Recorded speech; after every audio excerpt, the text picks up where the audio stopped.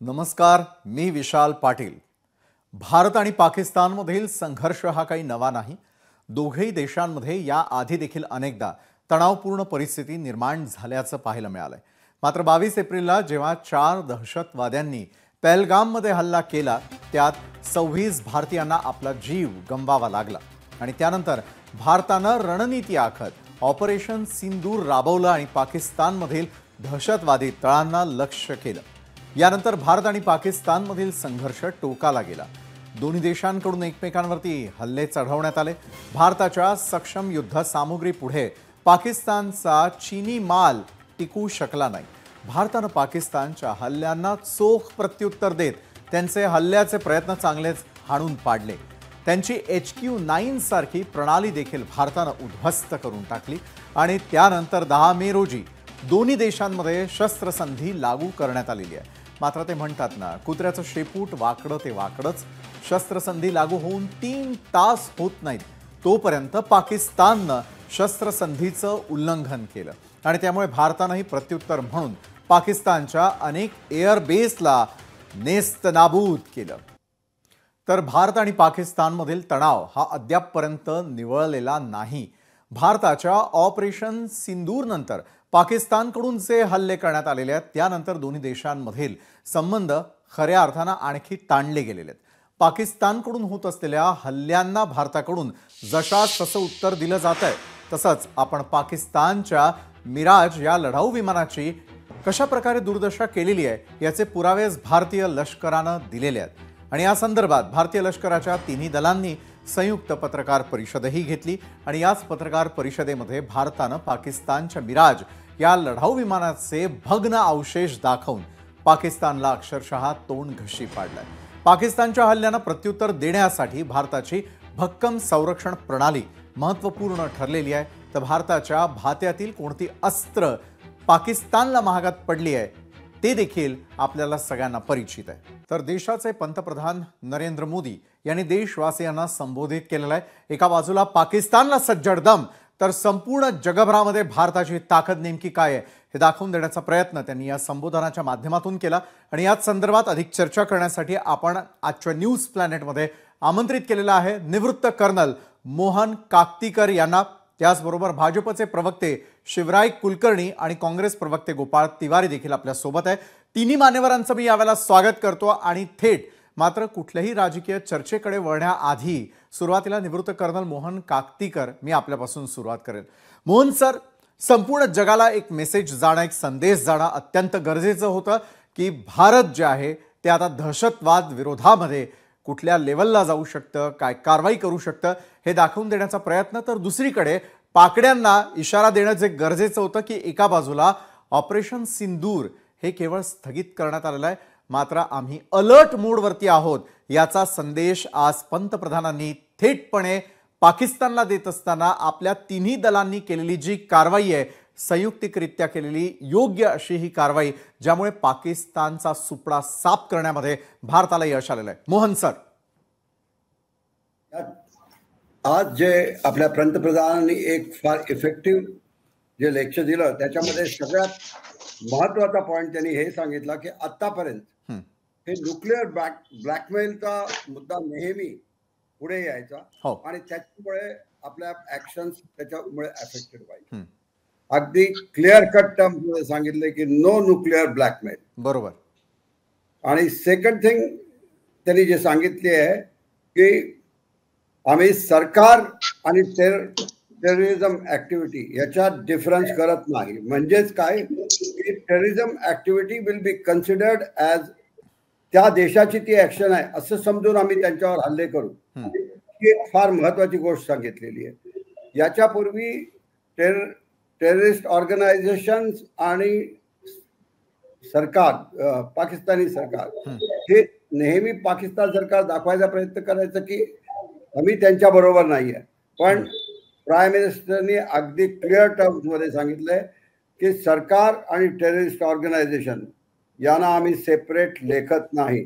याचाच अर्थ की any terrorist activity will have a full फ्लेज मिलिटरी ऍक्शन बाय इंडिया। हा त्याच्यातला एक फार महत्वाचा मुद्दा त्यांनी आज सांगितला आहे। याच्याशिवाय आणखीन एक फार महत्वाची गोष्ट आपल्या प्राईम मिनिस्टरनी दाखवून दिली, ती अर्थात जगाला निश्चितच माहिती झाली की इंडियन आर्म्स आणि ॲम्युनिशनचा इफेक्टिव्हनेस आणि टेक्नॉलॉजी याचा जो इफेक्ट आपण पाहिला त्याचा निश्चितच आता आपल्याला उपयोग होईल, कारण भारतीय आर्म्स ॲम्युनिशन हे जगामध्ये निश्चितच आपली जागा बनवत आहेत. बरोबर आहे. एकंदरीतच काय तर मोहन सर, पंतप्रधानांनी निक्षून सांगितलेलं आहे पाकिस्तानला, तर दुसरीकडे पाकिस्तानला हा इशारा देत असताना कुठले महत्त्वाचे 5 मुद्दे या संबोधनातले होते ते आपण अगदी थोडक्यामध्ये ग्राफिक्सच्या माध्यमातून समजावून घेऊयात, त्यानंतर इतर मान्यवरांबरोबर चर्चा करूयात. मोदींचा पाकिस्तानला इशारा, दहशतवाद आणि चर्चा एकाच वेळी होऊ शकत नाही, तर दहशतवाद आणि व्यापार हा देखील एका वेळी होऊ शकत नाही. पाणी आणि रक्त एकाच वेळी वाहणार नाही. तर आता चर्चा फक्त दहशतवाद आणि पाक व्याप्त काश्मीर या 2च मुद्द्यांवरती या दोन्ही देशांदरम्यान होणार. तर पाकिस्तानवरील कारवाई फक्त स्थगित आहे, सैन्य मात्र अजूनही अलर्टवर आहे, हे सांगायला पंतप्रधानांनी पुन्हा एकदा हायलाइट दर्शवत हे 5 महत्त्वाचे मुद्दे आपण ग्राफिक्सच्या माध्यमातून समजावून घेतले. आणि त्यानंतर आता भाजपचे प्रवक्ते शिवराय कुलकर्णी आणि काँग्रेस प्रवक्ते गोपाळ तिवारी यांच्याबरोबर आपण चर्चा करणार आहोत. शिवराय कुलकर्णीजी, पहिला प्रश्न आपल्यासाठी आहे की एका बाजूला पाकिस्तानच्या कुरापती सुरू असताना पाकिस्तानला जो ओव्हर कॉन्फिडन्स आलेला होता त्याच्या मात्र चिंधड्या करण्यामध्ये भारतातल्या सैन्याला मोठं यश आलेलं आहे. तिन्ही दलांनी केलेली कारवाई, त्याचबरोबर BSF बॉर्डर सिक्युरिटी फोर्सेस यांनी बजावलेली अतिशय महत्त्वाची भूमिका आणि त्यानंतर आज केलेलं संबोधन. एका बाजूला ही कारवाई केवळ स्थगित करण्यात आलेली आहे, सैन्य मात्र अलर्टवरती आहे. शिवराय कुलकर्णी. विशालजी, मला असं वाटतं की संपूर्ण भारताच्या मनामध्ये जी चीड निर्माण झाली होती पहलगामच्या हल्ल्यानंतर, आणि यापूर्वी जवळजवळ असे भारतावरचे 22 हल्ले आहेत की या 22 हल्ल्यांच्या नंतर आम्ही पाकिस्तानला कुठलंही ठोस उत्तर देऊ शकलेलो नव्हतो. बरोबर आहे. प्रत्येक वेळी आमचा दहशतवादी हल्ला होत होता आणि दहशतवादी हल्ल्याच्या नंतर मात्र आम्ही कुठल्या तरी जागतिक राजकारणाच्या दबावामध्ये म्हणा, कुठल्या तरी दबावामध्ये म्हणा किंवा इच्छाशक्तीच्या अभावी म्हणा, आम्ही त्यांना ठोस उत्तर देऊ शकत नव्हतो.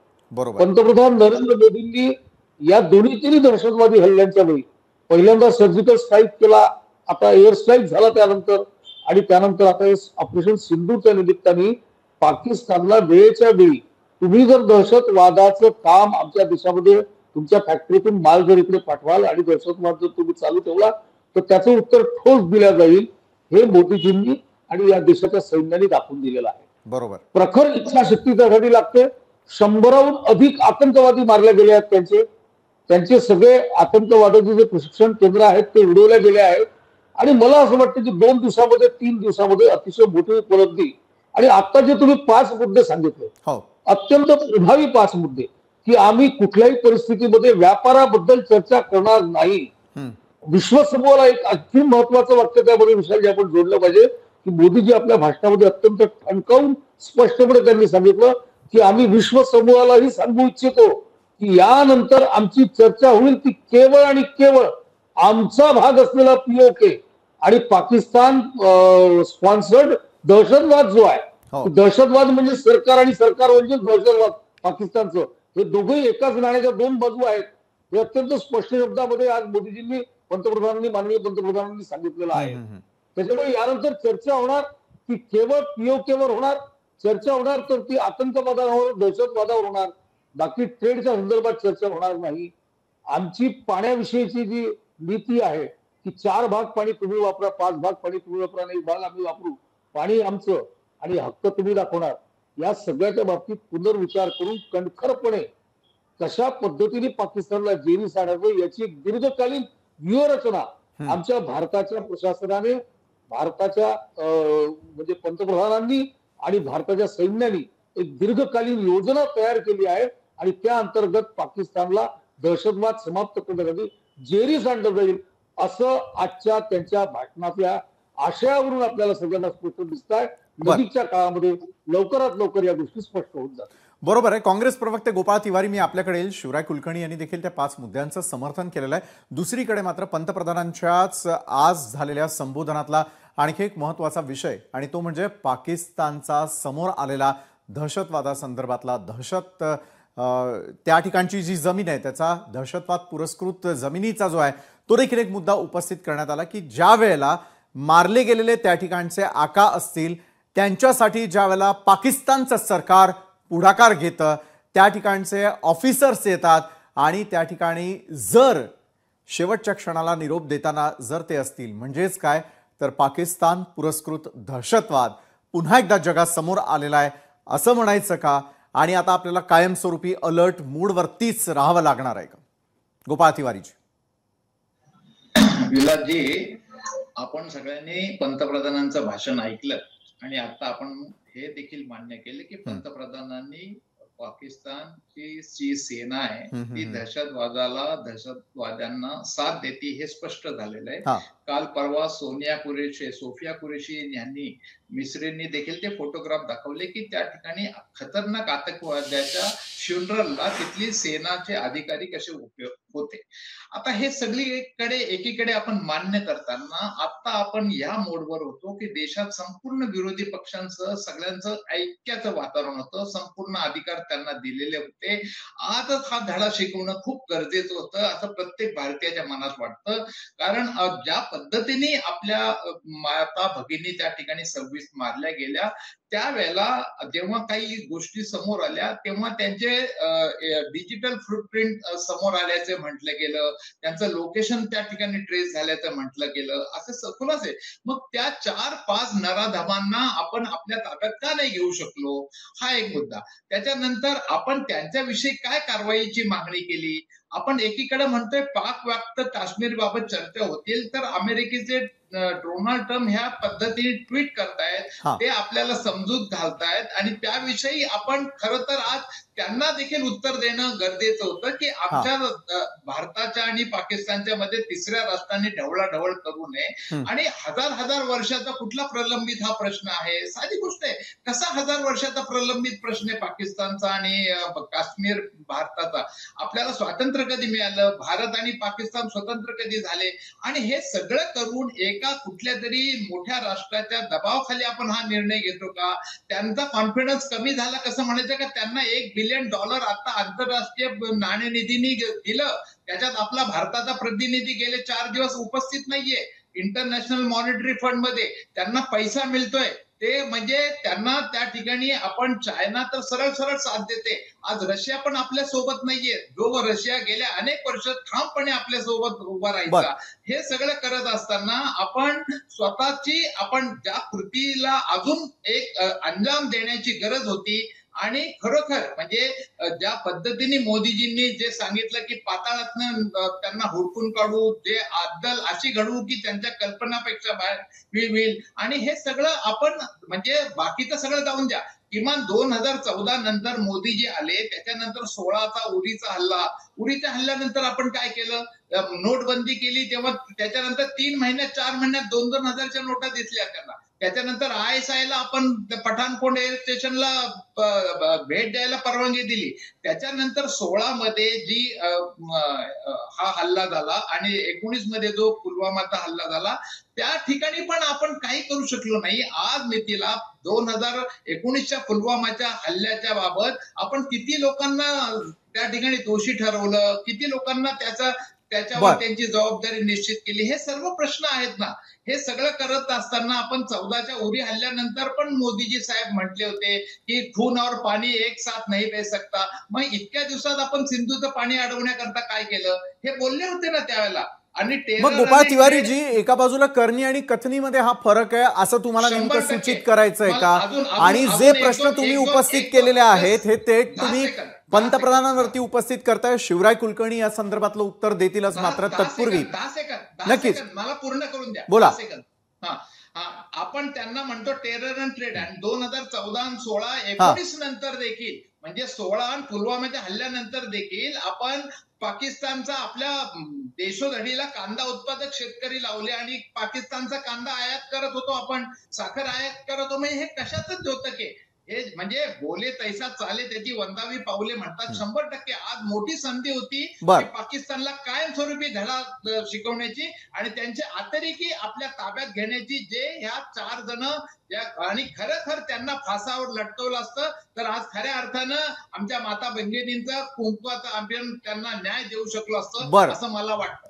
ऑपरेशन सिंदूर केवळ स्थगित करण्यात आलेलं आहे, ते अद्यापपर्यंत थांबवण्यात आलेलं नाहीये. मात्र आपण जे प्रश्न उपस्थित केलेले आहेत, विरोधी पक्षानं जे प्रश्न उपस्थित केलेले आहेत, उत्तर देतील भाजपचे प्रवक्ते शिवराय कुलकर्णी. अजूनही विरोधी पक्ष जो आहे तो तितकासा समाधानी नसल्याचं पाहायला मिळतंय. तर दुसरीकडे आज मात्र आणखी एक संधी होती, ती म्हणजे थेट डोनाल्ड ट्रम्प यांना उत्तर देण्यासंदर्भातली हजारो वर्षांचा जो मुद्दा त्यांनी लावून धरलेला आहे. स्वातंत्र्यानंतर घडलेल्या काही घटना या तुम्हाला मला आपल्याला सगळ्यांना परिचित आहे. मात्र कुठेतरी तिसरा देश यामधून फायदा घेऊ इच्छितोय असं आपल्याला देखील वाटतं का? शिवराय कुलकर्णीजी. विशालजी, काँग्रेसचं काय झालं माहितीये का की काँग्रेसला मोदीजींच्या विषयी जो द्वेष आहे आणि भारतीय जनता पार्टीविषयी जो राग आहे, त्या रागाच्या आणि त्या द्वेषाच्या भरात ते भारताच्या सैन्याचा आणि भारताचा देखील द्वेष करायला लागलेला आहे. बरं, मला तुम्ही सांगा की काँग्रेसला या 4 दिवसामध्ये भारतीय सैन्याने सीमेच्या आतून आम्ही थेट रावळपिंडीपर्यंत, आम्ही थेट कराचीपर्यंत, आम्ही थेट लाहोरपर्यंत आतंकवाद्यांचे अड्डे हे निस्तराभूत केले. आमच्या भारताकडे तयार झालेल्या शस्त्रांनी आम्ही, आमची शस्त्रसज्जा इतकी जबरदस्त होती की जगाने त्याच्यामध्ये तोंडामध्ये बोटं घालावी, इतक्या म्हणजे सुंदर पद्धतीने भारतातल्या माणसाला खरोच न येऊ देता पाकिस्तानचे सर्व हल्ले परतवून लावले.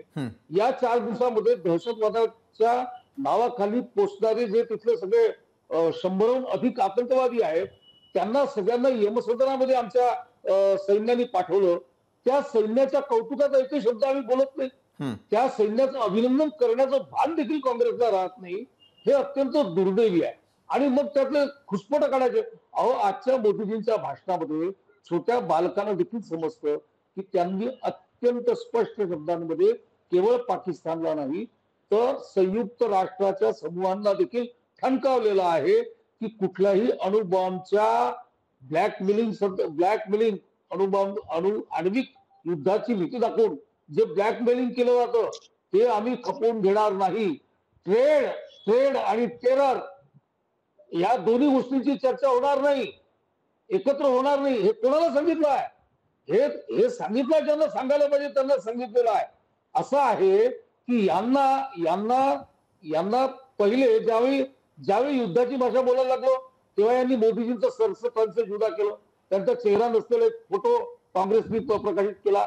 नंतर त्या काँग्रेसनी नंतर अरे अरे अरे अरे आता काय ते ट्विटर हँडल बंद केले. आणि ज्या दिवशी आम्ही पहिली कारवाई केली त्या दिवशी यांनी युद्ध नको बुद्ध हवा हे सुरू केलं. आणि ज्या दिवशी आम्ही खरोखर दहशतवाद्यांचे हल्ले उडवून लावले त्या दिवशी मात्र आता यांना निर्णायक लढाई पाहिजे. यांना पाहिजे काय? यांना भारतावर विश्वास नाही, भारताच्या प्रधानमंत्र्यांवर विश्वास नाही, भारताच्या सैन्यावर विश्वास नाही. चीनमध्ये भारतीय सैन्याने मार खाल्ला असं धडधडीतपणे काँग्रेसचे नेते बोलतात. गोपाळ तिवारी, आपल्याला नेमका हवंय काय? हे सरळ विषय आहे. जर बात निघली की तो दूर तर चालेल. आता तुम्ही अमेरिका जर करून आले तर मला सांगा, पहिल्या युद्धाच्या वेळी नेहरूंनी काय केलं होतं? त्या युद्धाचा निकाल लागायच्या आत काय युद्ध थांबवलं होतं? इंदिराजींनी काय केलं? मी तुम्हाला एक आपण सगळ्या युद्धांवर चर्चा करू ना. निश्चित. संयुक्त राष्ट्रांची त्या युद्धांमध्ये काय भूमिका होती? आता तुम्हाला आयर्न लेडी आठवत आहेत आणि इंदिरा दाखवत आहेत. 22 हल्ले झाले. मनमोहन सिंग प्रधानमंत्री होते, तुमचं काँग्रेसचं गव्हर्नमेंट होतं, एकदाही तुम्हाला इंदिराजी आठवल्या नाही. बरोबर आहे. जे इतिहासात घडलं केवळ त्यापुरती आता चर्चा न करता मोहन काकतीकरांकडे मी जाईल. मोहन काकतीकर, एका बाजूला पाणी आणि रक्त एकाच वेळी नव्हे, तर एका बाजूला टॉक आणि दुसरीकडे ट्रेड एकाच बाजूला नव्हे, तर जे तिसरा महत्वाचा मुद्दा होता तो म्हणजे असा की न्यूक्लिअर संदर्भामध्ये आता आम्हाला ब्लॅकमेलिंग चालणार नाही. या पुढच्या काळामध्ये भारत आणि पाकिस्तान संबंध कसे असतील असं आपल्याला वाटतं?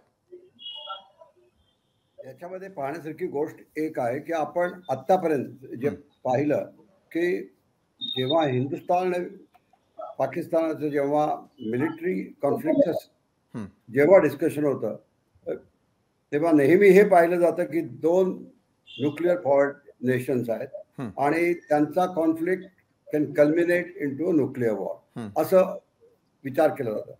पण तुम्ही या गोष्टीचा निश्चितच हे विचार करू शकतो की सेकंड वर्ल्ड वॉर नंतर अमेरिकन कोरियामध्ये गेले, तिथे त्यांनी मार खाल्ला.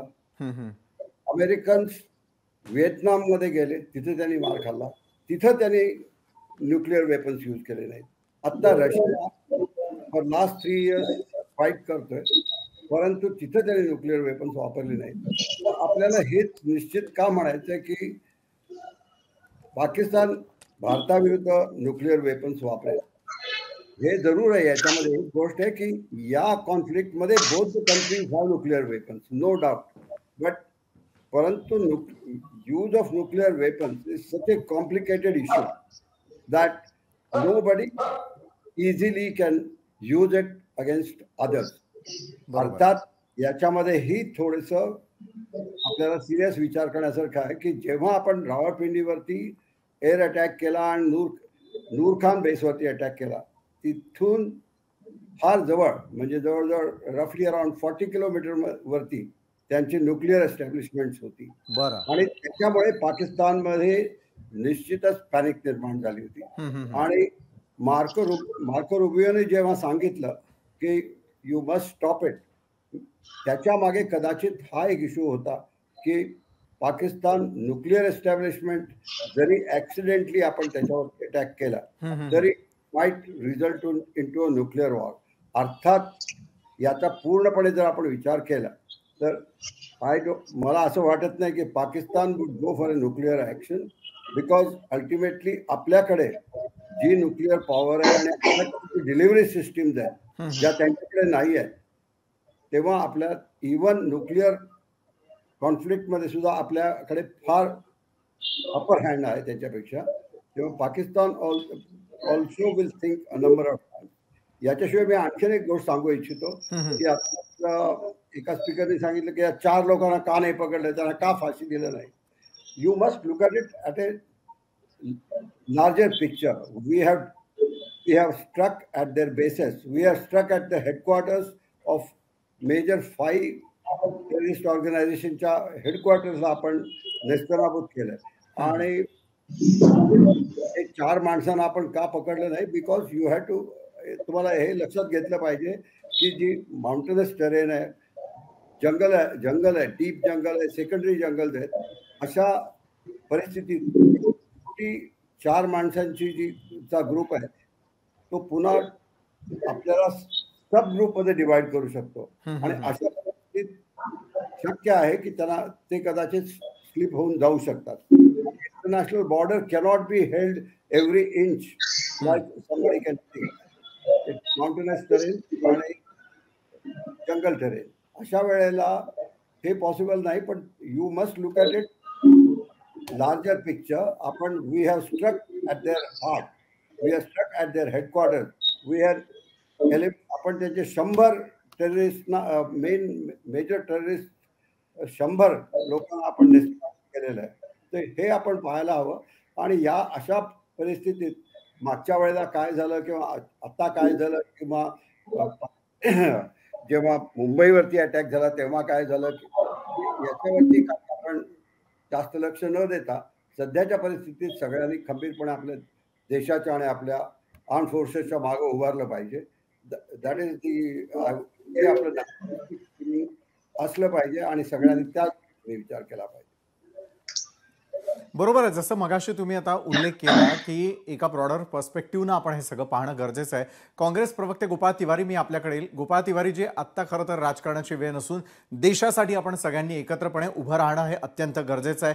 मात्र जसं आता मेक इन इंडिया असलेले जे आपण शस्त्र वापरलेले होते त्याची चुणूक ही संपूर्ण जगभरानं पाहिलेली आहे. या पुढच्या काळामध्ये इतर देशांमध्ये तयार होणाऱ्या कुठल्याही प्रकारच्या वेपन्सवरती आपण सगळ्यांनी अवलंबून न राहणं गरजेचं आहे असं आपल्यालाही वाटतं का, आणि काळाची गरज आहे का? गोपाळ तिवारीजी. विशालजी, अगदी बरोबर बोललात आपण. आणि आता अण्वस्त्राच्या बाबतीत साफ म्हणून भुई थोपटणं याविषयी काप्तीकर जे त्याविषयी तज्ज्ञ आहेत ज्यांचा अधिकार आहे सांगण्याचा, त्यांनी स्वतः हे मान्य केलंय की पाकिस्तानपेक्षा अनेक ऍडव्हान्स पटीने आपण न्यूक्लिअर बाबत आत्मनिर्भर आहोत आणि हे पूर्वीच्या काँग्रेसच्या सरकारच्या काळातच ही शक्ती आपण संपादित केलेली आहे, हे पण मला सांगावं असं वाटतं. आता शिवराय कुलकर्णी तर त्यांचं मला अतिशय हास्यास्पद वक्तव्य आहे. ज्या मी जे जे जे जे मुद्दे व्यक्त केले ते नाही, त्यांनी 10 मिनिटं फक्त काँग्रेस कशी आणि काँग्रेस आता बाद झालं काँग्रेसवर दोष देणं. तुम्ही काय केलं ते सांगा ना. मी असं म्हटलं की 14 आणि 16 नंतर कांदा आयात का करतो आपण त्यांच्याकडनं, पाकिस्तानकडनं, आणि 14-16च्या उरी हल्ल्यानंतर त्यांनी सांगितलं होतं की खूनावर पाणी एक साथ नाही कर सकते, तेव्हा आम्ही सगळीकडे सपोर्ट दिलेला आहे. आज पण काँग्रेसच्या पासून आम्ही भारतीय सेनेचं शिवराय कुलकर्णी उत्तर देऊ इच्छिता आपल्याला गोपाळ तिवारी. मोठ्या शहर मला बोलून द्या, मी तुमच्यामध्ये नाही बोललो. मोठ्या शहरात भारतीय सेनेचं समर्थन करत आम्ही काँग्रेसने त्या ठिकाणी मिरवणुका काढल्या, त्यांचं अभिनंदन केलं आणि एक मताने त्यांच्या मागं, सरकारच्या मागं आम्ही उभे आहोत. आता काकतीकर साहेब म्हणले की तसं पूर्वीचं काढायला नको, तर 2008ला अतिरेकी कारवाई चालू असताना ट्रायडनच्या समोर, ओबेरा शेल्टनच्या समोर, मोदी साहेब मीडियाच्या समोर त्या ठिकाणी पोलिसांना गुजरात सरकारतर्फे बक्षीस रकमा वाटत होते आणि राजकारण करत होते. पण आम्ही आता मागचं काढत नाही. आपण वास्तवावर बोलू की या ठिकाणी आपण त्या ठिकाणी पाक व्याप्त काश्मीर बाबत निष्कारण अमेरिकेच्या दावणीला का लागत आहोत, त्यांच्या कोर्टात चेंडू का टाकत आहोत आपण, काय संबंध आहे त्यांचा काश्मीर, पाक व्याप्त काश्मीर प्रश्न. शिवराय कुलकर्णीजी एका वाक्यात, वेळ संपत आली आपली. या सगळ्या गोष्टीला कोण कारणीभूत आहे याविषयी स्पष्टपणे बोलले ते. याविषयी स्पष्ट बोलणे गरजेचं होतं ना. आणि कांद्याचं काय तुम्ही बघता, लाहोरपर्यंत भारतीय सैन्य पोहोचलं होतं, तुम्ही पीओके सुद्धा त्यांना देऊन टाकला. पीओके जिंकलेला पीओके तुम्ही त्यांना दिला आणि काय कांद्याचं घेऊन बसलात तुम्ही, कांद्याचं काय घेऊन बसलात? अहो जिंकलेला पीओके तुम्ही त्यांना देऊन टाकला. हे जे काही पास केलेलं आहे हे तुम्ही करून ठेवलेलं आहे. निष्ठा अंमल आणि निष्ठरून झालो ते त्याच्या पाठीशी उभं राहा. निश्चितच आहे, ज्या वेळेला आपण भारत आणि पाकिस्तान बोलतो त्या वेळेला राजकारण हे आवर्जून येताना दिसतं. मात्र या घडीला राजकारणापेक्षा जास्त पुढे जाऊन येत्या काळामध्ये भारत पाकिस्तान संबंध कसे असतील, भारताची सुरक्षितता कशी असेल, या अनुषंगाने चर्चा खरं तर आपल्याला सगळ्यांना अपेक्षित आहे. वेळेची कमतरता आहे, त्यामुळे निवृत्त कर्नल मोहन काकतीकर आपण आमच्या सोबत जोडला गेलात त्यासाठी धन्यवाद. शिवराय कुलकर्णी आणि काँग्रेसचे गोपाळ तिवारी आपणही आमच्या चर्चासत्रामध्ये जोडले गेलात त्यासाठी खूप खूप धन्यवाद. तर लोकशाही मराठीवरती न्यूज प्लॅनेटच्या माध्यमातून आज पंतप्रधानांनी केलेलं संबोधन आणि त्यानंतर येत्या काळामध्ये असलेली आपल्या समोरची आव्हानं काय आहे या संदर्भात चर्चा करण्याचा आपण प्रयत्न केला. न्यूज प्लॅनेटमध्ये वेळ झाली इथं थांबण्याची. ताज्या घडामोडींसाठी पाहायला विसरू नका लोकशाही मराठी. लोकशाही मराठी ऐका, पहा, जागरूक रहा.